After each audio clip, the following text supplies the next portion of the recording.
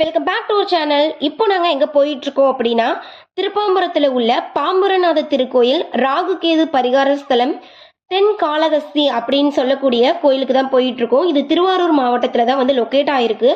இந்த கோயிலில் பார்த்தீங்கன்னா திருமண தடை உள்ளவங்க, குழந்தை இல்லாதவங்க, அதே மாதிரி பாம்பு தோஷம் இருந்துச்சு, நாகதோஷம் இருந்துச்சு அப்படின்னா இந்த கோயிலில் வந்து பரிகாரம் பண்ணோம் அப்படின்னா அந்த தோஷம் வந்து கழியும் அப்படின்னு சொல்லுவாங்க.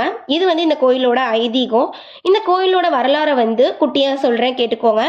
விநாயகர் வந்து சிவபெருமானை வழிபடுறதுக்காக போயிருக்காங்க. அப்படி வழிபடக்குள்ள சிவபெருமான் கழுத்துல உள்ள பாம்பு வந்து நினைச்சுச்சான் என்னையும் சேர்த்து விநாயகர் வழிபடுறாரு அப்படின்னு ஒரு கர்வம் கொண்டிருக்கு.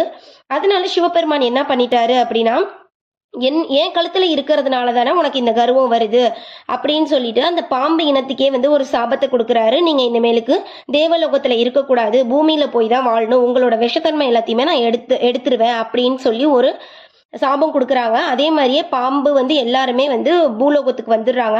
அங்கே போய் சிவமயத்தை வந்து பாடக்குள்ளதான் இந்த தோஷம் கழியும், அதாவது இந்த சாபம் வந்து கழியும் அப்படின்னு சொல்லி அனுப்பிடுறாங்க. அதே மாதிரி ஒரு கோயிலுக்கும் போய் இந்த பாம்புங்க எல்லாமே வழிபடக்குள்ள எந்த கோயில்லையுமே வந்து இந்த சாபம் நீங்கலை.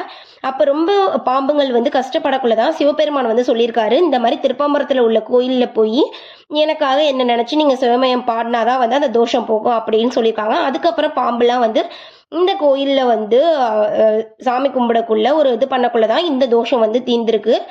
இதுதான் இந்த கோயிலோட ஒரு குட்டி வரலாறு. ஒருவேளை உங்களுக்கு ஃபுல் வீடியோ வேணும் இந்த வரலாறு பற்றி அப்படின்னா சொல்லுங்கள், நான் வேறு வீடியோ வந்து முழுசாக அப்லோட் பண்ணுறேன். நாங்களும் இந்த கோயில் போயிட்டு சாமி கும்பிட்டுட்டு நல்லபடியாக வந்தோம். எல்லாருமே கண்டிப்பாக ஒரு தடவை இந்த கோயிலுக்கு வாங்க. தேங்க்ஸ் ஃபார் வாட்சிங். பாய்.